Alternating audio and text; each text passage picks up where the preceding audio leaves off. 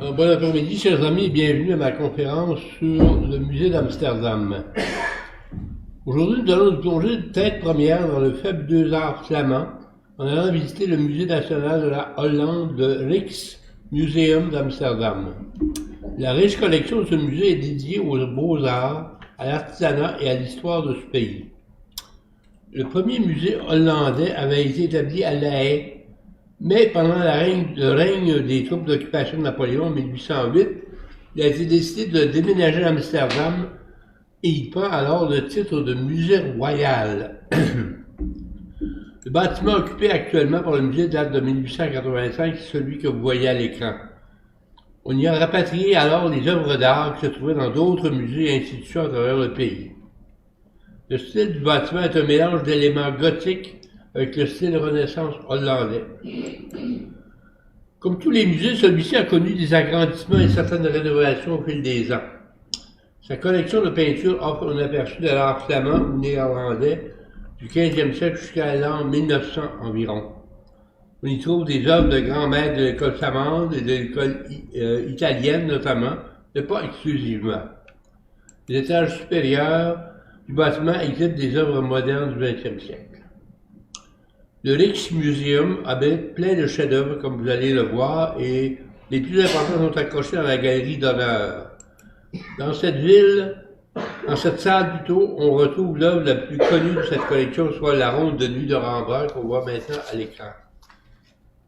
De 2003 à 2013, le musée a fermé ses portes pour cause de rénovation complète, ce qui a rapproché des lieux de leur aspect d'origine. Quand le musée a finalement réouvert ses portes en 2014, pas moins de 2 400 000 visiteurs se sont précipités pour retrouver leur collection chérie. Fait amusant, en hiver, la place devant le musée se transforme en patinoire pour le bonheur des petits et des grands. Quelle charmante idée! Alors, on va procéder maintenant à la visite des différentes salles de façon tout à fait aléatoire. On va commencer par une œuvre justement d'un peintre flamand, M. Van Honthorst. Le titre de l'œuvre, c'est Le joyeux violonneux, 1623. Cet homme portant des vêtements italiens extravagants nous prend par surprise en apparaissant de derrière une tenture en se penchant vers la fenêtre. Il essaie de prendre contact avec le spectateur en voulant trinquer avec lui. La représentation de Van Honthorst est tellement collé sur la réalité que le violonneux semble être sorti de son cadre pour se joindre à nous. Du même peintre, Portrait d'une femme, 1655. Ce tableau date de 1655, comme je viens de dire, et la femme en question n'est pas identifiée. Van Honthorst, dont le prénom était Gérard, venait d'une famille d'artistes originaires d'Utrecht. Il a fait un séjour prolongé en Italie durant les années 1610 et il est retourné dans sa ville en 1620. Il était un représentant d'un groupe de peintres surnommé les Caravagistes, soit les disciples du grand maître italien le Caravage. Durant les années 1630, il se fit un nom comme portraitiste, ce qui l'amena à déménager à La Haye en 1637. En 1652, il retourne vivre à Utrecht où il est décédé 4 ans plus tard. Voici une autre œuvre de Van Honthorst, le Christ avec la couronne d'épines. Ce tableau récemment découvert faisait partie peut-être de la décoration d'un hôtel. On y voit le Seigneur portant une couronne d'épines. Ses traits sont illuminés par un flambeau, un soldat hostile se moquant du Christ, pendant qu'un autre soldat place la couronne sur sa tête. À la gauche, 2 personnes pauvrement éclairées, peut-être Ponce Pilate et un conseiller discutent du sort du Christ. On voit vraiment bien l'influence du Caravage dans ce tableau, avec son chiaroscuro. Portrait de Giuliano et de Francesco da Sangallo, de Piero di Cosimo. Cet exceptionnel diptyque montre l'architecte très connu Giuliano da Sangallo et son père, récemment décédé Francesco, également peintre, architecte et musicien. Ces 2 disciplines sont donc basées sur des notions d'harmonie et de proportion. Sangallo avait été un des professeurs de Michel-Ange. La continuité du paysage à l'arrière-plan d'un portrait à l'autre rappelle le portrait des ducs et de la duchesse d'Urbino par Della Francesca que nous avons vu à la Galerie des Offices de Florence. L'adoration de l'enfant Jésus de Cosimo Rosselli, qui était un peintre réputé et un professeur dont l'œuvre est typique de la production artistique à Florence durant la seconde moitié du XVe siècle.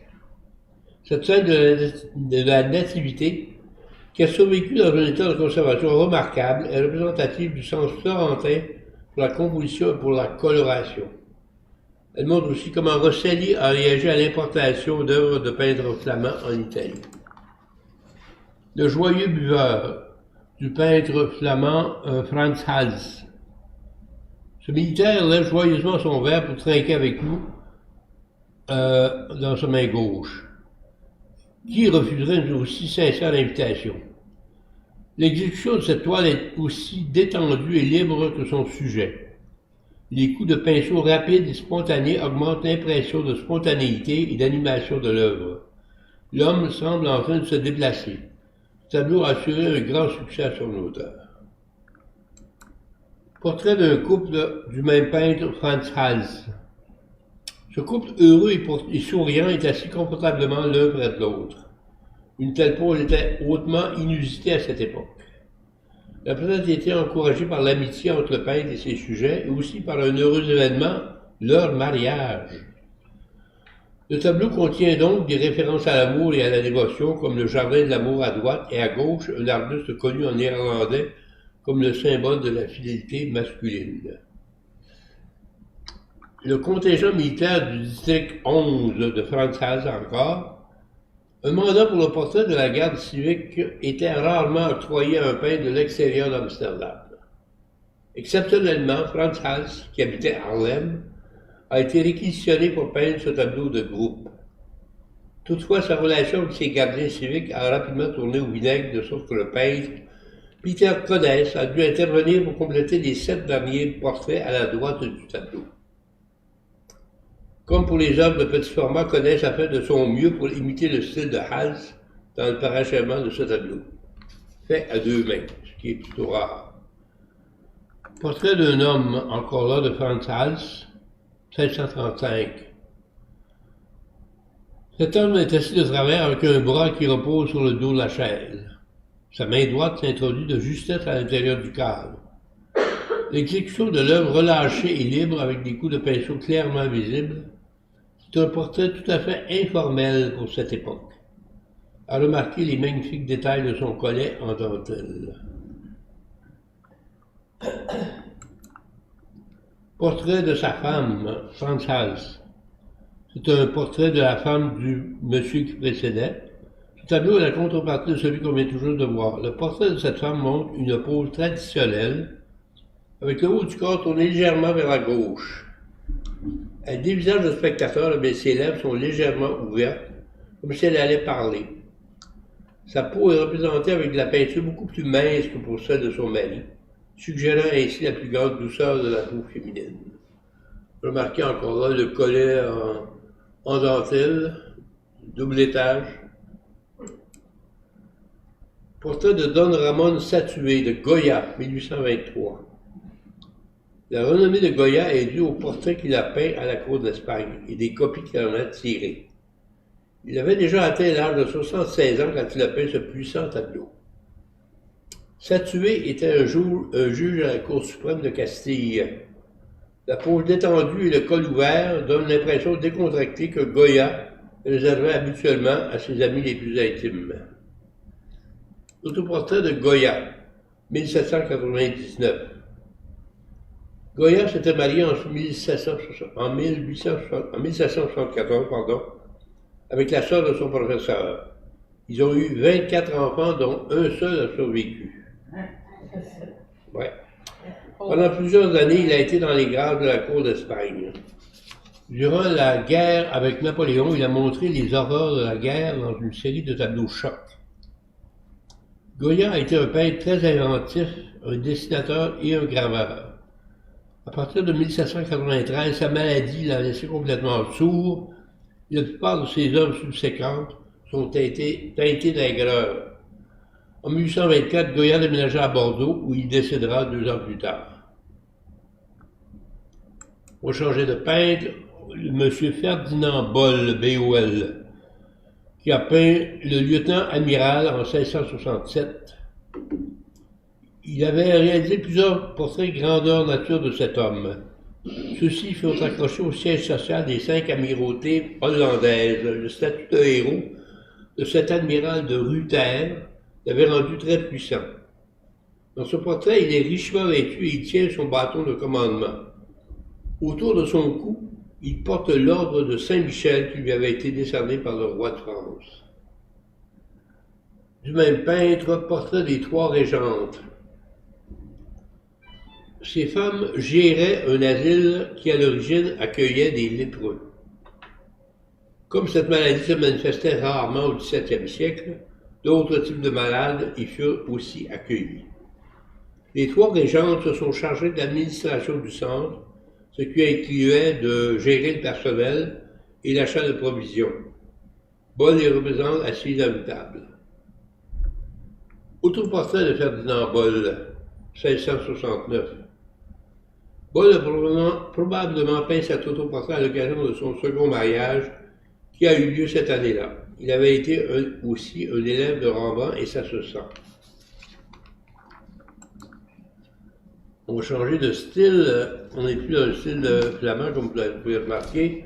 La liseuse de Jean-Étienne Lyotard, 1746. Ceci est l'original d'une des plus fameuses compositions de Lyotard, de laquelle il fit plusieurs copies. Il la nomma la liseuse, alors que c'était le portrait de sa nièce Marianne Lavergne, qui portait une robe nommée la lyonnaise. Lyotard apporta ce tableau à Versailles en 1748 pour faire connaître ses talents à la cour de France. Lyotard était d'origine suisse et s'est promené toute sa vie durant à tour en Italie, en Turquie et en Angleterre. En 1755, il se rend à Amsterdam pour épouser la fille d'un riche négociant français que je vais vous présenter à l'instant. Il s'agit de Marie Fargue, la nouvelle épouse du peintre. Lyotard avait 54 ans quand il épousa cette jolie dame de 29 ans à Amsterdam. Ce portrait extraordinaire, un des plus grands pastels de Lyotard, a été réalisé peu de temps après le mariage. Lyotard a choisi une composition qu'il avait utilisée pour la première fois dans un dessin fait à Constantinople et qu'il avait refait à plusieurs occasions dans différents contextes. C'était en effet une des plus fameuses inventions de celui qu'on surnommait le peintre turc. Les 3 gares de Lyotard, 1737. En copiant les statues de l'Antiquité, c'était la façon dont les peintres apprenaient leur métier au XVIIIe siècle. À son époque, Lyotard était considéré comme le maître du pastel en Europe. Il avait été formé comme miniaturiste dans sa Genève natale. Ses scènes turques ont été très populaires auprès des princes, aristocrates et bourgeois à travers l'Europe. Lui qui avait vécu en Constantinople de 1738 à 1742. Femme à son miroir, de Gérard Terboche. Cette jeune femme impeccablement vêtue jette un regard inquisiteur à une vieille femme aux vêtements foncés. L'expression faciale de la dame est très claire dans le miroir devant elle. Le peintre a imprimé la scène avec une signification plus profonde, car le miroir symbolise la vanité et le passage du temps. Le message est que la beauté et la jeunesse sont éphémères. Gérard Terboche a peint des scènes de genre et des portraits. Il avait visité Londres, l'Allemagne, la France et l'Italie. S'était approprié des fines harmonies en gris de Franz Hals et il l'aurait influencé Vermeer, semble-t-il. La conversation galante du même peintre, 1654. Le peintre nous montre ici 3 personnages dans une chambre à coucher. Un jeune homme avec une épée à la ceinture fait la conversation à une femme vêtue d'une magnifique robe en satin. Est-il en train de lui faire une proposition indécente? Comme elle nous tourne le dos, il nous est impossible de voir sa réaction. On passe maintenant à un géant de l'art flamand, Vermeer, la petite rue de Delphes. Comme vous savez, Vermeer était originaire et a vécu toute sa vie à Delft. Alors, ce tableau est plutôt inusité dans l'œuvre de Vermeer et est remarquable par sa représentation de maisons bien ordinaires. La composition est aussi excitante qu'équilibrée. Les vieux murs de briques avec leurs fissures sont presque tangibles. La tante de Vermeer demeurait dans la maison à droite avec ses enfants jusqu'à son décès en 1670. Aucun autre artiste n'a représenté une scène urbaine avec autant de précision et de finesse. La lettre d'amour. Vermeer a choisi un point de vue inusité pour ce tableau. D'un petit espace à l'avant-plan, une vue nous est accordée sur une autre pièce où se déroule une scène domestique. Une femme élégamment vêtue se tourne surprise vers une servante qui vient de lui remettre une lettre. La peinture marine au mur derrière elle nous éclaire sur le contenu de la lettre.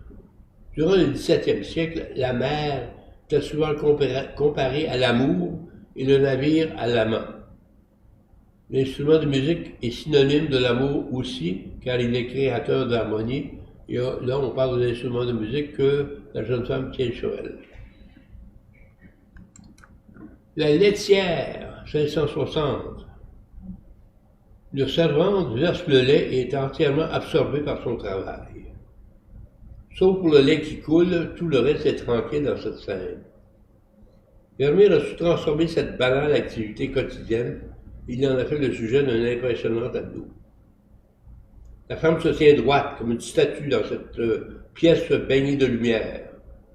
Vermeer a peint une merveilleuse nature morte sur la table où chaque objet reflète la lumière du jour à sa façon.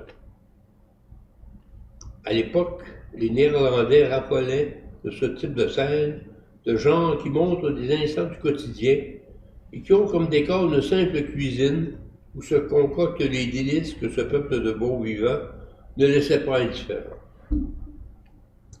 Vermeer, dans cette toile, glorifie le travail et la vie domestique, si chers à ses clients, qui étaient des bourgeois protestants. Voilà ce qu'en a fait le peintre humoristique espagnol Carlos Mascal. Femme lisant une lettre de Vermeer encore une fois.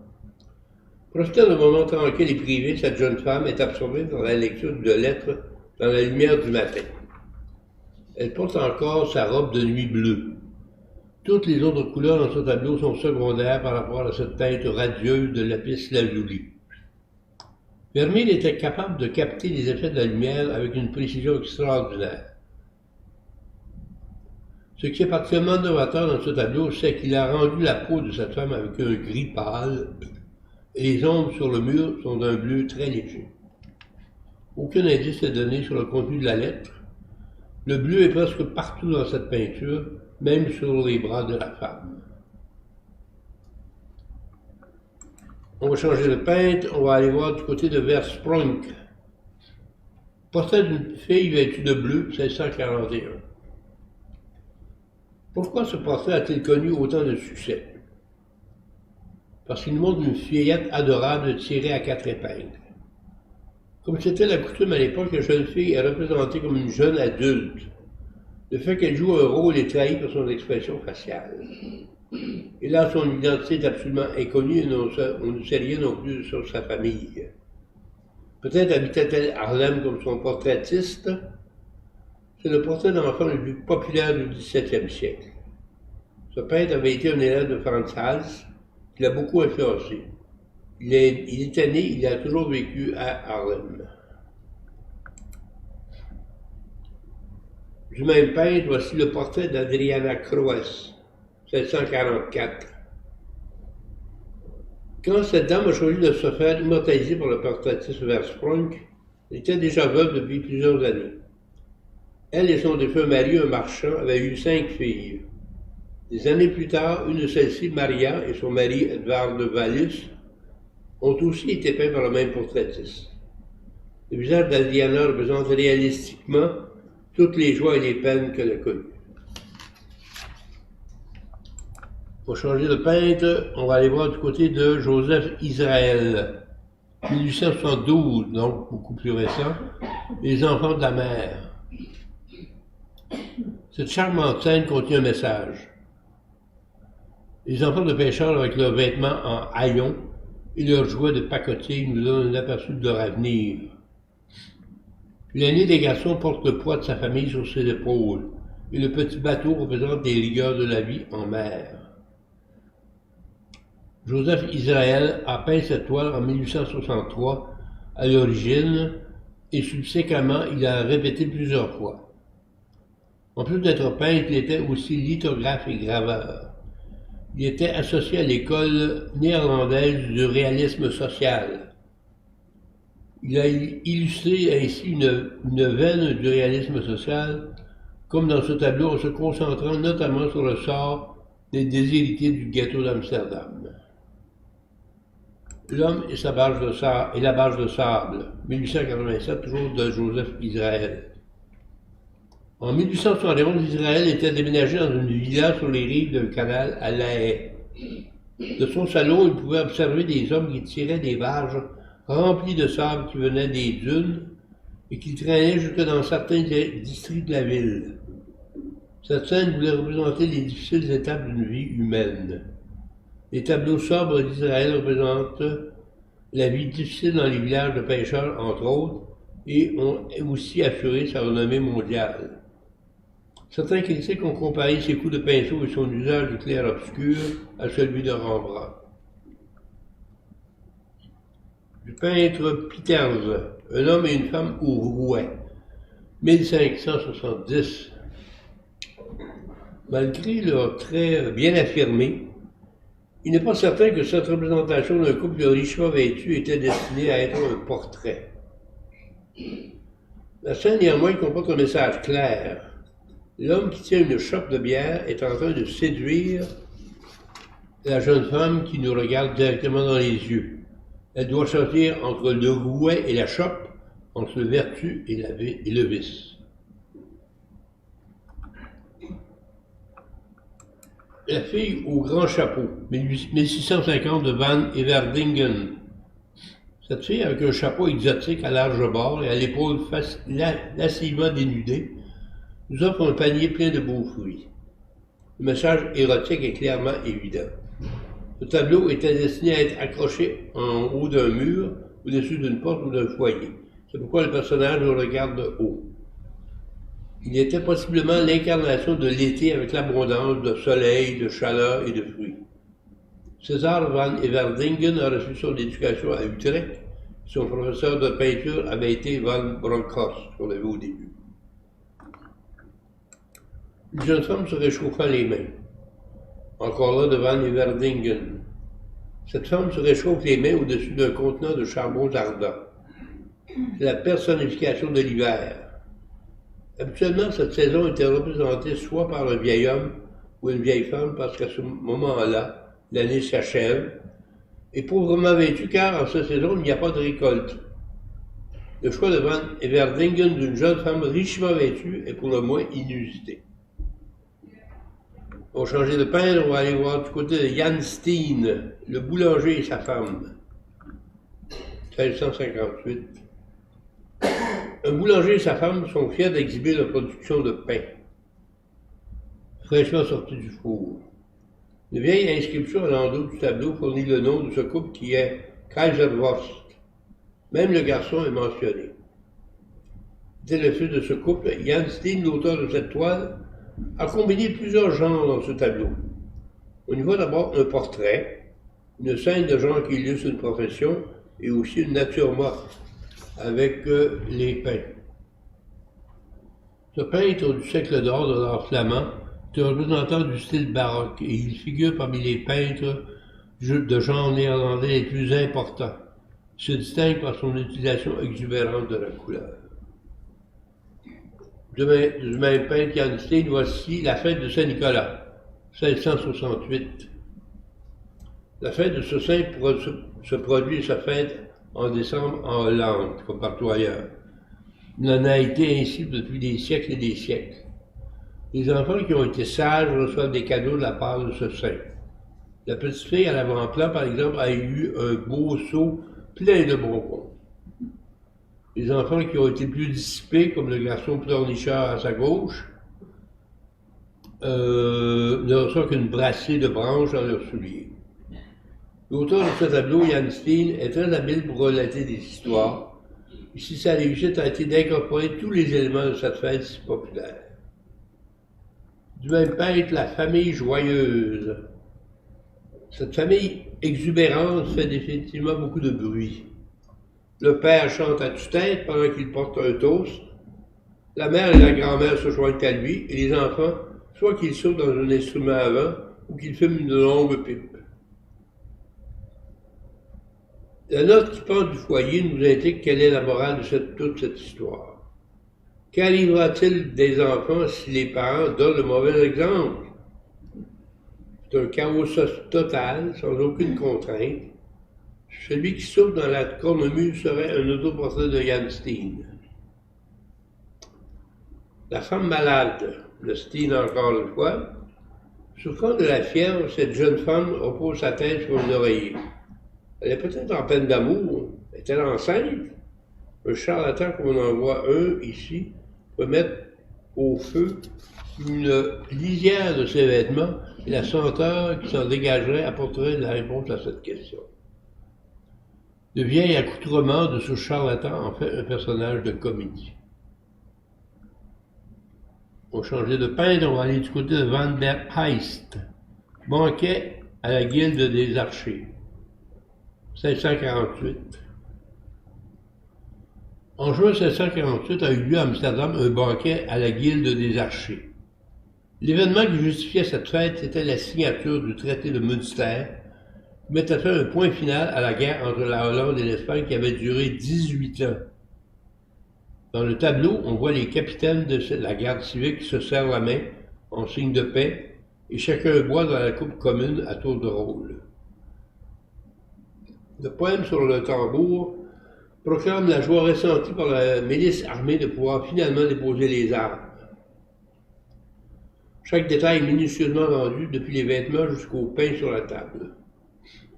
Suite à ce traité, la Hollande devenait une république autonome. Du peintre Jan van Scorel, Marie-Madeleine, 1530. La femme représentée ici est Marie-Madeleine qui peut être identifiée par le pot de pommade avec lequel elle va masser les pieds de Jésus. L'auteur Van Scorel la montre sous les atours d'une courtisane séduisante, richement vêtue, une référence à sa période comme prostituée. Ces vêtements montrent l'influence de la peinture italienne à laquelle Van Scorel a été confronté durant son séjour à Rome. Le visage de Marie-Madeleine est idéalisé et son regard semble hautain.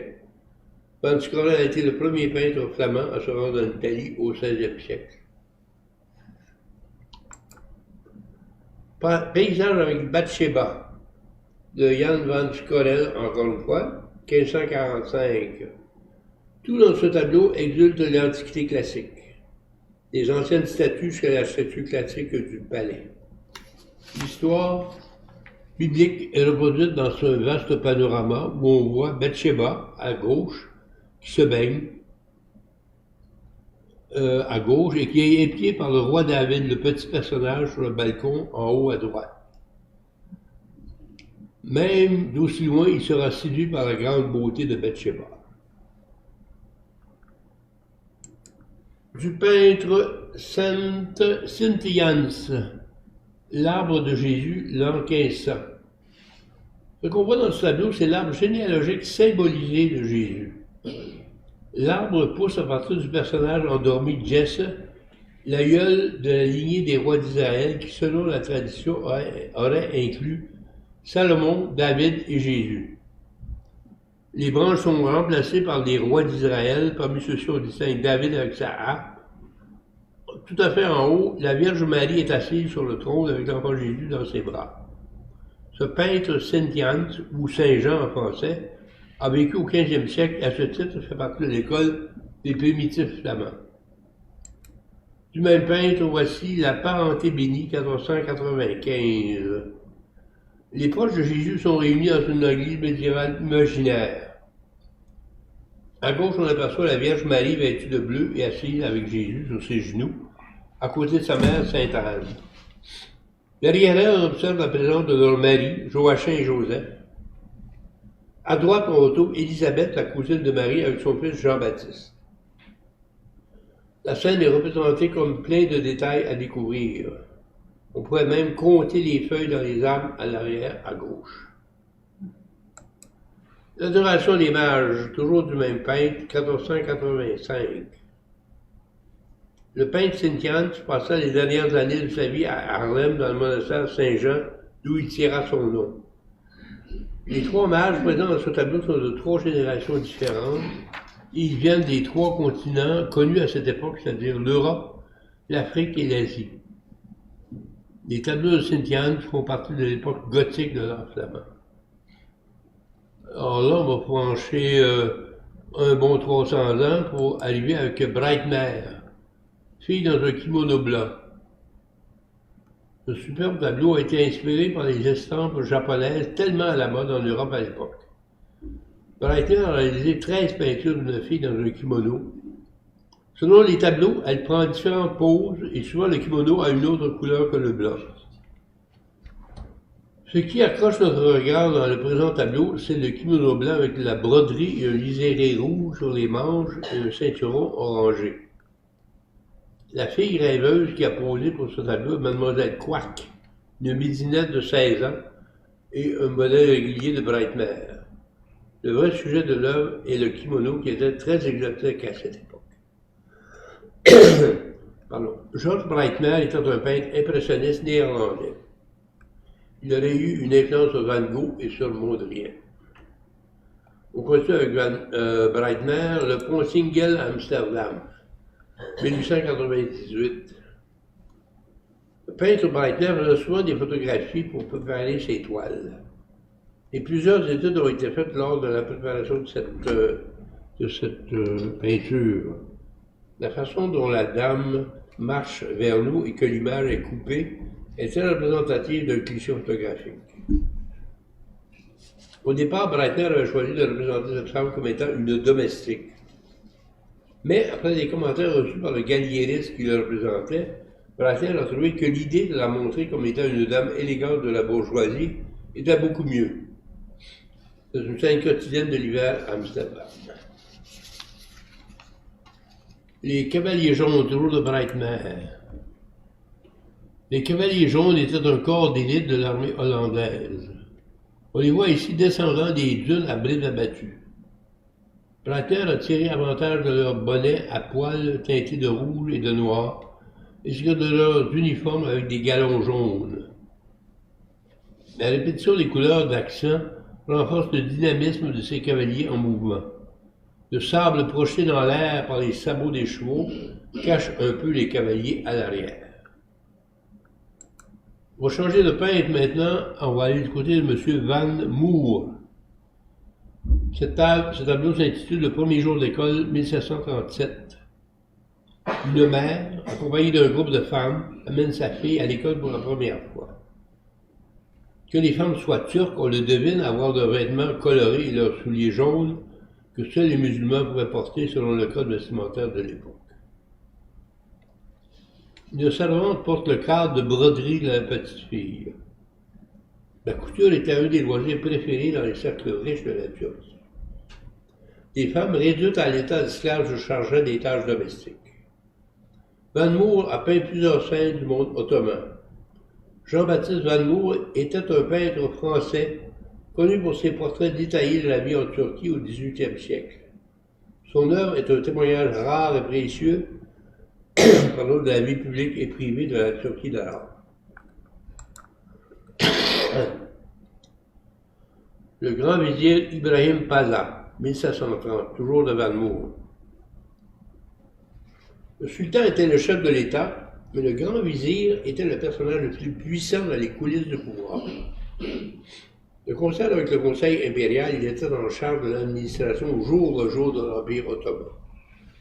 Sous la gouverne conjointe du sultan Ahmed III et du grand vizir Ibrahim Paşa, qu'on voit ici, la culture turque a connu une période de prospérité connue sous le nom de l'ère de la tulipe.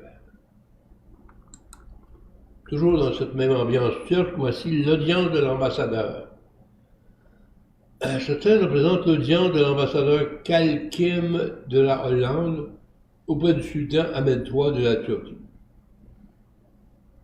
Cette audience s'est déroulée dans les quartiers privés du palais du sultan. Après le repas avec le grand vizir, l'ambassadeur et sa suite ont reçu des caftans en signe d'hospitalité, mais aussi pour couvrir leurs vêtements de non-croyants. On voit le sultan assis sur son trône à gauche, avec 4 princes à ses côtés. L'ambassadeur est en train de prononcer un discours et plus tard, il présentera ses accréditations au sultan. Le peintre qui a habité Constantinople pendant 30 ans était présent lors du déroulement de cette scène. On va aller maintenant du côté un peu de la sculpture. Cette œuvre s'intitule Bacchante 1626.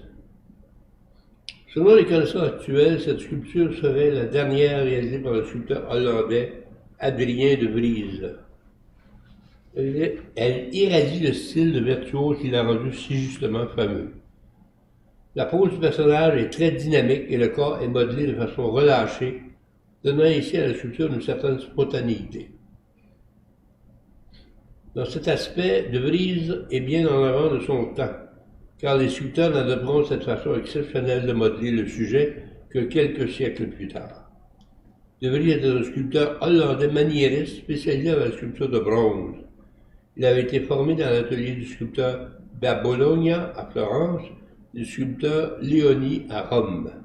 Ceci, c'est une œuvre d'orfèvrerie que tout le monde parmi nous souhaiterait retrouver dans son vaisselier.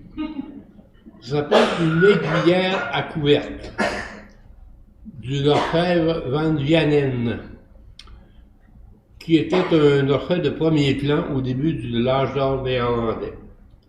Il avait suivi une formation de graveur et de médailleur également. Il a passé peu de temps loin de son Utrecht natal. Une aiguillère, comme on voit ici, c'est un vase sur pied, comme vous pouvez voir, muni d'une anse et d'un bec. C'était destiné à recevoir de l'eau. C'est un pot à eau un peu fancy. Le corps de cette bizarre aiguillère est d'un style qui fait penser à une oreille avec des formes fluides, coulant l'une dans l'autre, comme si quelqu'un avait brassé un sirop avec une cuillère de bois. Il émerge de ce mélange toutes sortes d'éléments humains et animaliers. Van Vianen a fabriqué cette aiguillère à la mémoire de son frère Paul décédé l'année précédente. Une autre œuvre de Van Vianen, La Tasse, 1625. Ce chef-d'œuvre tardif de Van Vianen n'a plus de mouvement semblable à une oreille, mais il représente l'ambiguïté si caractéristique du style Quab. Ce style préconisait l'utilisation de créatures imaginaires, de monstres marins et autres formes rappelant la cire fondante. Une créature aquatique féminine regarde à l'intérieur d'un énorme coquillage qui a été décoré de 2 sirènes qui se chamaillent. Cette tasse est imprimée d'un mouvement où les proportions défient la logique, alors que les personnages se fondent dans le coquillage. La taza, une tasse à boire sur pied, toujours du même orfèvre. 4 dieux mythologiques se reposent sur la bordure de cette tasse. Il y a Vénus, son fils Cupidon, Bacchus, le dieu du vin, et Cérès, la déesse de l'agriculture. Réunies ensemble, elles personnifient la maxime « Sans la nourriture et sans la boisson, l'amour est froid ». Ce magnifique objet a été formé de main de maître à partir d'une seule feuille d'argent. On va passer maintenant à un peintre que je pense que vous connaissez, Van Gogh, un autoportrait de 1887. Vincent était déménagé à Paris l'année précédente, après que son frère Théo l'eut informé de ce nouveau style coloré qui était à la mode en France, l'impressionnisme. Ne perdant pas un instant, il se mit à peindre plusieurs autoportraits. Il faisait ceci évidemment parce qu'il n'avait pas les sous pour se payer un modèle. En utilisant des coups de pinceau réguliers aux couleurs frappantes, Il s'est représenté ici sous les dehors d'un Parisien vêtu à la mode du jour. Les mangeurs de pommes de terre, 1885. Cette œuvre date de l'époque où Van Gogh était encore en Hollande avant de se rendre en France. Alors, il a travaillé très fort sur ce tableau parce qu'il voulait en faire un chef-d'œuvre. Il a choisi une composition délibérément difficile pour prouver qu'il était devenu un bon peintre de personnages. Ce tableau devait décrire la dure réalité de la vie à la campagne. Il donne aux paysans des visages grossiers et des mains travailleuses et osseuses. Il nous montre 5 personnages poussiéreux, un peu comme une pomme de terre non pelée.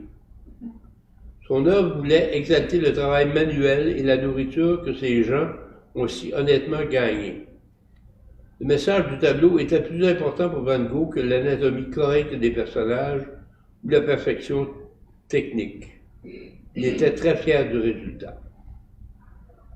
Passons à un autre peintre hollandais, Nicolas Maes, La prière sans fin, de 1652. Une vieille dame récite une prière pieuse avant de prendre son repas. Elle ne laisse pas le chat qui tire sur la nappe la distraire. La vertu de cette femme repose dans son sens du devoir envers Dieu.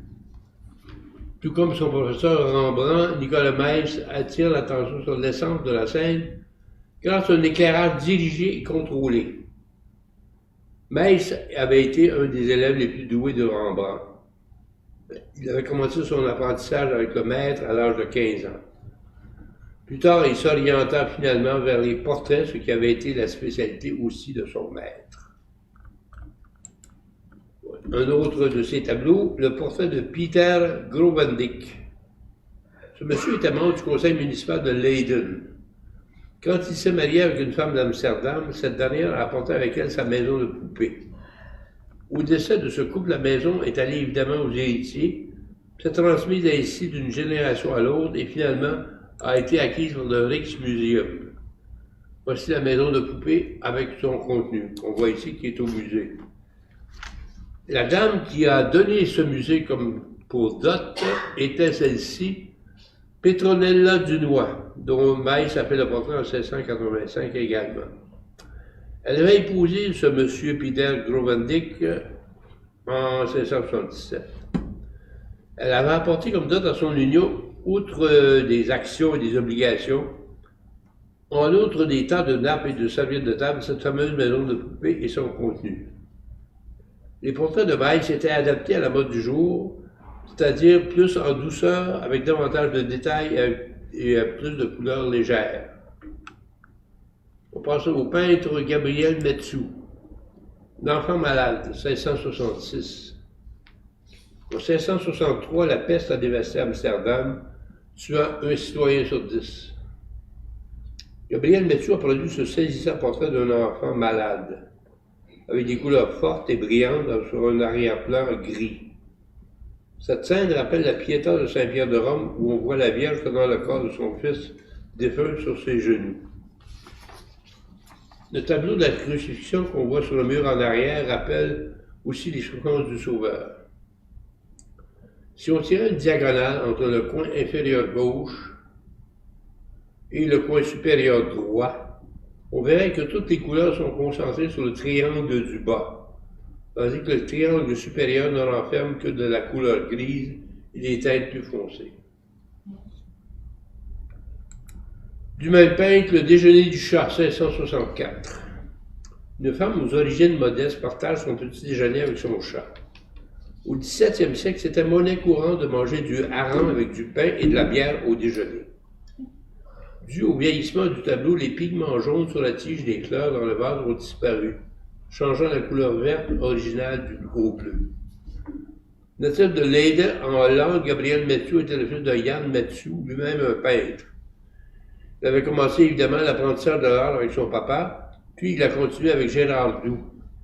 Metsu a surtout peint des scènes de genre, spécialement des intérieurs domestiques et des scènes de rue, de même qu'un certain nombre d'œuvres à sujet biblique. On va aller voir du côté de Pierre-Paul Rubens, Simon et Pierrot, 1630. Un vieil homme, Simon, avait été condamné à mourir de faim dans sa prison. Le joaillier, par compassion, laissa pénétrer la fille de Simon dans sa cellule. S'étonnant après plusieurs jours que le vieillard soit toujours en vie, il s'aperçut que sa fille le nourrissait de son lait. La nouvelle de ce geste surprenant parvint aux oreilles des juges qui, devant cet acte de dévouement et d'amour filial, accordèrent leur pardon au vieillard. En plus du corps volé tueux de Perrault, Rubens a fait un effort en utilisant plusieurs couleurs et techniques pour montrer tous les muscles, les plis et les rides du corps du vieil homme. Rubens se sert de cette histoire pour exprimer ce qui était sa spécialité, la représentation des corps humains. Cette légende a inspiré non seulement Rubens, mais aussi de nombreux autres peintres tels le Caravage, dont je m'excuse de l'image n'est pas très précise, mais ça c'est un tableau du Caravage de la même scène.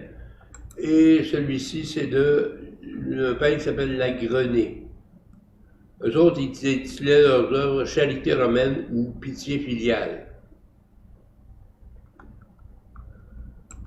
Hélène Fourment, un peintre de Rubens encore. Rubens, qui raffole des beautés flamandes énergiques et bien en chair, est hypnotisé par la jeune Hélène Fourment, la fille d'un riche marchand de soie et de tapisserie. Ça fait maintenant 4 ans que Rubens a produit sa première femme, Isabelle Brandt, la mère de ses 3 enfants. Plantureuse, les joues pleines, la peau blanche, les cheveux blonds et bouclés, Hélène représente pour Rubens l'incarnation de Vénus. Il en tombe amoureux fou de cette beauté et à 53 ans, il épouse la jeune fille qui n'a pas encore ses 17 ans, soit le même âge que son fils aîné. Jouissant d'une immense fortune, Rubens s'installe avec sa nouvelle épouse dans une série de maisons qu'il a transformées en palais. Hélène devient la muse de l'artiste et opère chez lui un véritable renouveau.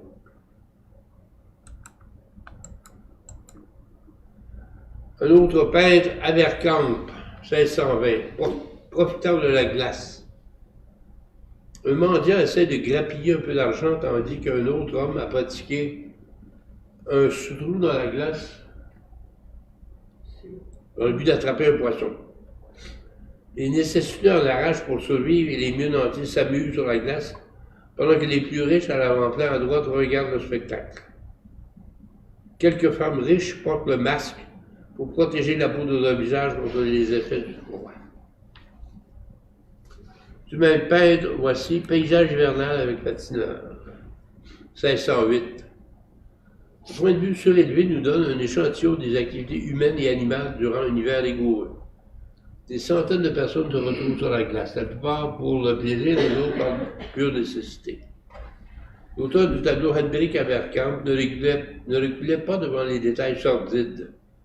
À l'avant-plan, à gauche, des corneilles et un chien sont en train de se régaler en dévorant la carcasse d'un cheval qui est mort de froid.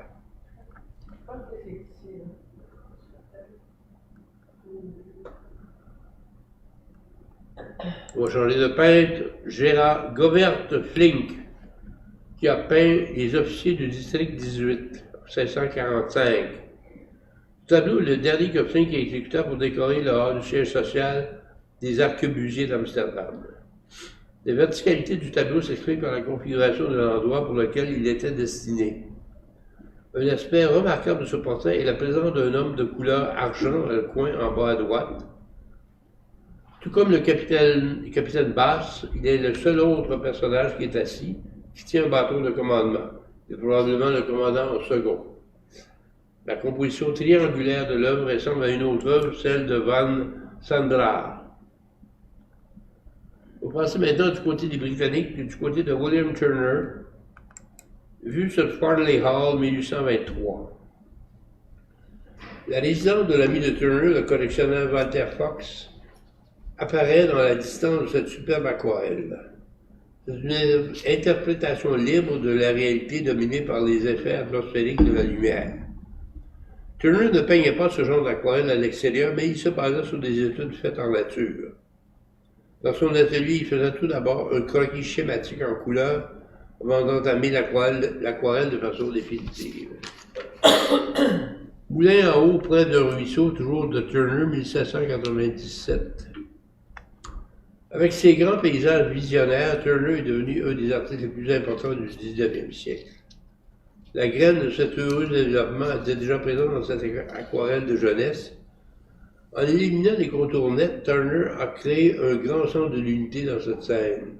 Il a escamoté les pigments à plusieurs endroits, ce qui a donné l'impression que l'eau du ruisseau coule toujours. El Greco, le Christ en croix 1615. Avec la croix dressée sur un ciel d'orage et un cadrage en contre-plongée, tout est fait pour focaliser le regard sur le corps du Christ et sa nature transcendante. Tout a été écarté sauf le noir du ciel et le corps du Christ démesurément allongé, comme tendu vers le ciel. Les trouées lumineuses sont devenues quelques zébrures électriques. La palette s'est assombrie avec des noirs, des verts acides et des gris. L'opacité et la densité en sont accrues. On contemple ici la grande solitude du Christ. Judith avec la tête d'Holoferne, c'est 1500 de Botticelli. C'est un tableau que Botticelli a réalisé autour de l'an 1500. Cette œuvre, exécutée en tempéra sur un panneau de bois, représente Judith tenant de sa main gauche et à la hauteur du regard la tête d'Holoferne qu'elle vient de décapiter avec l'épée qu'elle tient dans sa main droite. On peut comparer cette œuvre de Botticelli avec celle de son contemporain Alessandro Allori, qu'on a vu lors de la conférence sur la Galerie des Offices de Florence. Étude d'une figure pour le printemps de Botticelli. Ce musée a la chance de posséder quelques études que Botticelli a entreprises avant de peindre son célèbre printemps ou la primavera, qu'on a eu le plaisir de voir à la conférence également sur Florence. Dans ce tableau où on voit 8 personnages différents, Botticelli a mis le temps qu'il fallait pour donner une personnalité distincte à chacun d'eux. On voit dans ses études la mort de la tête que Botticelli voulait réserver à Flore, la déesse des fleurs et du printemps, ainsi qu'à Vénus, qui même si elle est en retrait, n'en demeure pas moins le personnage central de ce grand chef-d'œuvre. On passe maintenant au peintre Kruzman, portrait de Alida Assink, 1833.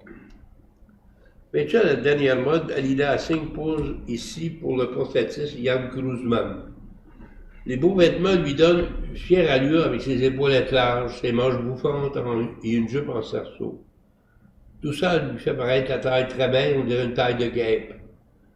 La large ceinture accentue aussi cet effet. Le décor avec le paysage rural et la présence d'un chien rappelle les portraits à la britannique. Portrait d'Hortense de Beauharnais, reine de Hollande. Hortense était la belle-fille de Napoléon. Grâce à son mariage avec Louis Napoléon, elle est devenue reine de la Hollande au début du 19e siècle. Le mariage n'a pas été un succès et Hortense s'est sérieusement ennuyée en Hollande qu'elle trouvait froide et sinistre. Elle préféra vivre avec ses garçons à la cour parisienne de Napoléon. C'est là que son portrait a été réalisé par Anne-Louis Giraudet, qui était un ancien élève de David, et le peintre officiel de la cour. Il est reconnu pour la netteté et la clarté de ses œuvres. On va aller maintenant du côté d'un peintre américain, John Singer Sargent. Ce tableau s'intitule Le docteur Poddy à la maison en 1881. Ce médecin était une sommité dans le domaine de la gynécologie moderne. Il a réussi à protéger la sécurité et la dignité des femmes dans le rôle de reproductrice de la race humaine. L'admiration que Sargent lui voit est évidente dans ce portrait. Le costume écarlate du médecin peut faire penser aux images des papes et des cardinaux préparés par les grands maîtres. Ce portrait est la première œuvre que Sargent a exposée à la Royal Academy de Londres en 1882. Une jeune femme avec Puck le chien, 1886, de Thérèse Schwartz. Cette peintre a peint ce modèle vêtu à l'italienne dans son atelier de Paris. La femme échange un regard avec le chien qui est à sa droite. Les riches et différents tissus de la robe sont rendus de façon exquise. Pour une jeune Hollandaise travaillant à Paris, ce n'était pas habituel de poursuivre une carrière en peinture. Madame Schwartz a néanmoins persisté et elle a fini par devenir une portraitiste connue et respectée. On va aller voir maintenant du côté des peintres français, Édouard Manet. Le personnage de Polichinelle, 1874. Au salon de 1874, Manet a exposé une aquarelle du personnage populaire de la Commedia dell'arte qui ressemblait au nouveau président de la République française, le général MacMahon. Ce dernier avait vu à l'exécution militaire des participants présumés à l'insurrection de la Commune. Johan Manet avait créé une lithographie sur l'aquarelle avec l'intention d'en distribuer 1500 copies avec le journal républicain Le Temps. Les autorités gouvernementales qui avaient eu vent de ce stratagème mirent fin à cette opération après seulement 125 copies tirées. La Corniche de Monaco, 1884, Claude Monet. À l'époque de Monet, la Corniche était un étroit sentier dans la montagne. De nos jours, c'est la route principale entre Nice et Monaco. Dans ce tableau, le soleil est à son zénith et l'ombre d'un marcheur solitaire est courte. Les couleurs de Monet sont resplendissantes. Le rouge, le vert et le bleu, tout brille sous le soleil de midi. Cette œuvre a été donnée au musée d'Amsterdam au moment où Monet était inconnu en Hollande. Edgar Degas, Trois femmes au bordel. Le 19e siècle a été pour la population parisienne celui de la grande misère sociale, celui des métiers de forçat. Nombre de femmes travaillaient sans que cela ne soit suffisant pour faire vivre leur famille. La misère sociale et sa sœur jumelle, la prostitution, pousseront le peuple de Paris vers l'insurrection de 1871 et la Commune de Paris. Les peintres tels Toulouse-Lautrec et Degas auront côtoyé avec plus ou moins de complaisance cette société trash de la fin du 19e siècle. On voit ici une photo de l'époque qui représente le même sujet que la toile de Degas. L'adoration des mages, 1564, de Bruegel. La postérité n'a longtemps retenu de Peter Bruegel que les œuvres qui lui ont valu le surnom de Bruegel le drôle. Cet artiste est souvent perçu comme un peintre de scènes populaires ou comme le créateur de personnages triviaux. On lui met souvent des diables fantastiques ou cocasses, peints à la manière de son illustre prédécesseur, Jérôme Bosch. L'œuvre de Bruegel fait pourtant preuve d'une grande diversité, mais quel que soit le sujet ou la technique, ce peintre a toujours réinterprété des thèmes même classiques, comme l'adoration des mages de façon très personnelle. Il fait preuve, comme toujours, d'une grande créativité. La crèche en question se situe à l'extrême gauche. Portrait de Lucas Vorsterom de Van Dyck en 1633. Les 15 gravures que Van Dyck a créées pour cette série de portraits, celui-ci est si frappant, même si ambigu, car il projette la description la plus forte d'un visage. L'expression avec les yeux écarquillés vous suggère à la fois l'appréhension et l'agression. Van Dyck avait une grande estime de son sujet. En effet, l'un comme l'autre avait servi d'assistant à l'atelier du célèbre peintre, dessinateur et graveur qu'on l'a vu tantôt, Pierre-Paul Rubens. Marguerite Tripp en Minerve, 1662 par Ferdinand Boll. En 1662, la fabuleusement riche famille Tripp aménagea dans la plus luxueuse résidence d'Amsterdam. Accroché au-dessus du foyer se trouve ce portrait des deux filles Tripp. Marguerite, qui porte un casque et un plastron, représente Minerve et sa jeune sœur de 11 ans est une étudiante, Anne-Marie. Le portrait des 6 régents de Ferdinand Boll. L'importance des portraits collectifs dans l'art hollandais du XVIIe siècle n'a plus à être soulignée. Quelques-unes des plus célèbres œuvres de ce siècle de l'âge d'or de la peinture hollandaise relèvent de ce genre pictural, à l'instar de la fameuse Rose de nuit de Rembrandt, que vous allez voir tantôt, et des réalisations tardives de Frans Hals. Le portrait des régents témoigne de double souci. D'une part, illustrer la politique d'assistance urbaine, d'autre part, exalter la grandeur d'âme de ceux qui y consacraient leur temps. Les régents en Hollande siégeaient aux conseils municipaux, ainsi qu'à la tête de certaines organisations. Ils étaient issus de riches familles de marchands. Les familles de régents se réservaient des fonctions administratives. Leur grande influence a été rabaissée qu'à la faveur de la révolution orangiste de 1747 et de la révolte batave qui chassa les régents définitivement en 1785. À remarquer qu'on est ici à 4 ans de la Révolution française, il y avait sûrement quelque chose dans l'air à cette époque. On passe maintenant, pour terminer, en beauté avec Rembrandt. Autoportrait de Rembrandt 1628. Même s'il était inexpérimenté à l'époque, Rembrandt ne se défile pas devant l'expérimentation. Ici, la lumière éclaire sa joue droite alors que le reste de son visage est dans l'ombre. Ça prend un petit moment avant de se percevoir qu'il nous regarde. Rembrandt a accentué ses cheveux bouclés en dessinant dans la peinture fraîche avec l'autre extrémité du pinceau. Portrait de Maria 1639, de Rembrandt évidemment. Le père de Maria avait amassé une énorme fortune dans le commerce du fer et des armes.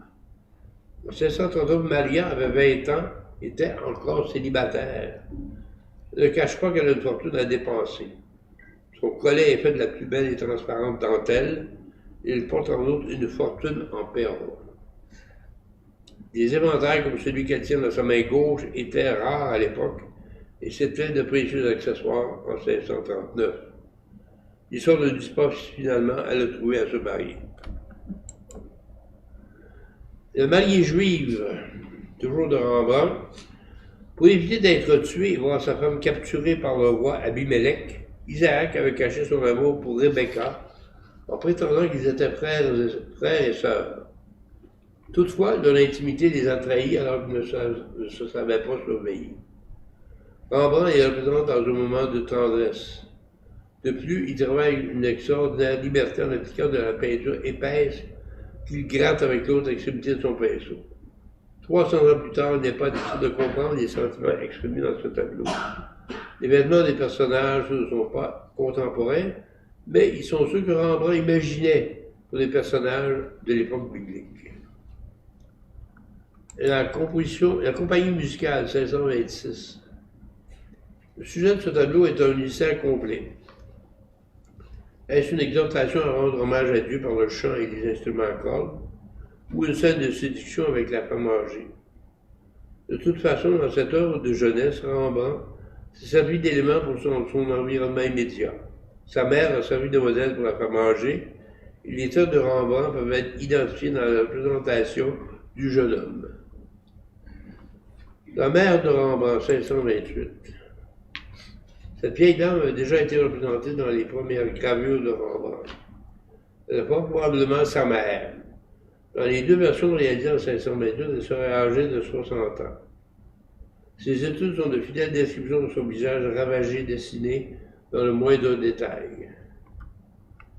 Autoportrait de Rembrandt à l'apôtre Paul, 1661. Rembrandt est âgé de 55 ans dans cet autoportrait. Ici, il assume le déguisement d'un personnage de la Bible, l'apôtre Saint Paul. Le manuscrit dans ses mains est un des attributs communément associés à ce saint. La lumière qui vient de la gauche est symbolique du rayon de lumière qui mena à la conversion de cet ancien légionnaire romain. Martin Schulman, 1634. Ce personnage était le fils d'un riche immigrant flamand qui était propriétaire d'une raffinerie de sucre prospère à Amsterdam. Ce tableau est l'une des deux seules œuvres que Rembrandt a peintes grandeur nature et en pied. Vêtu de somptueux costumes avec une dentelle aussi élaborée que dispendieuse et avec d'énormes rosettes sur ses souliers, on peut dire que Rembrandt montre une pose très assurée devant Rembrandt. Dommage que les rosettes soient pas assez bonnes. La descente de la croix, 1633, Rembrandt. Cette version de la descente de la croix de Jésus s'inspire de l'Évangile selon saint Jean. Rembrandt a traité plusieurs fois cette scène. La composition est triangulaire et laisse ressortir les personnages centraux d'un fond sombre. 5 hommes essayent de le descendre de la croix tachée de sang. Saint Jean reçoit le corps avec un regard douloureux et la Vierge Marie évanouie et presque enfoncée dans l'obscurité. Autoportrait avec une casquette, 1630. De tous les autoportraits qu'il a réalisés où il exprime des émotions, celui-ci est sans doute le plus remarquable avec ses lèvres serrées et ses yeux grands ouverts. On le voit légèrement par en dessous de sorte qu'il semble se reculer. La gravure est très nettement exécutée avec les contours des épaules et la casquette qui s'estompent sur les bords.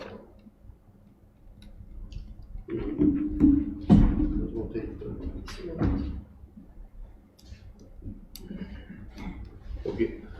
La ronde de nuit de Rembrandt. La plus grande et la plus fameuse peinture de Rembrandt est cette œuvre produite pour un des 3 bâtiments de la garde civique d'Amsterdam. Cette milice formée de simples citoyens avait comme devoir de défendre la ville contre toute attaque éventuelle. Rembrandt a été le premier à montrer tous les membres de cette garde civique en action. Le capitaine vêtu de noir donne des ordres de marche. Les miliciens se regroupent en formation. Rembrandt s'est servi de la lumière pour accentuer certains détails, comme la main du capitaine, comme la main du capitaine qui signale les ordres, et aussi la jeune fille à l'avant-plan. Elle était la mascotte du groupe. Le nom La ronde de nuit a été donné à cette œuvre plus tard, alors qu'on pensait qu'il s'agissait d'une scène nocturne. Alors, chers amis, ceci met fin à la conférence. Si vous permettez, je vais vous donner mes conclusions sur la collection de ce musée-là. Mon appréciation aussi. Bon, ce magnifique musée est, à mon avis, un musée spécialisé dans l'art néerlandais, même s'il compte un bon nombre d'œuvres étrangères, dont une belle collection de tableaux italiens de la Renaissance. Ce que j'ai personnellement bien apprécié de ce musée, somme toute modeste comparé à d'autres, c'est qu'il nous fait découvrir des peintres flamands qu'on n'a pas eu la chance de voir ailleurs. À part Rembrandt, Rubens, Van Gogh et Vermeer, ces grands piliers de l'histoire de l'art, nous avons ici eu l'occasion de découvrir des artistes fort intéressants. Nommons-en quelques-uns: Frans Hals, Ferdinand Boll, Jean-Étienne Lyotard, Joseph Israël, Jan Steen, Van Scorel, Breitner, Nicolas Meiss, Metsu et Avercamp. Ce n'est pas parce qu'un musée se trouve dans une ville qui n'est ni une capitale nationale, ni un centre névralgique de l'économie mondiale que sa collection va nécessairement être de seconde qualité. J'espère que vous serez d'accord avec moi pour dire que la visite de la collection du musée d'Amsterdam en valait vraiment la peine. L'art flamand qu'on a pu y découvrir plus en profondeur n'est pas basé sur des scènes religieuses ou mythologiques comme peut l'être l'art italien. On y trouve aussi rarement des scènes de paysages. Vite dit, on peut prétendre que les Néerlandais étaient spécialisés dans les scènes de genre, mais surtout dans les portraits individuels et collectifs, où leur grande minutie dans la présentation des riches vêtements de leur sujet était mise en évidence. Encore une fois, merci pour votre grande attention et je vous donne rendez-vous le jeudi 1er juin pour un retour à New York. Cette fois-là, nous allons visiter l'extraordinaire collection du musée d'art moderne, le MoMA. Alors, merci beaucoup, chers amis.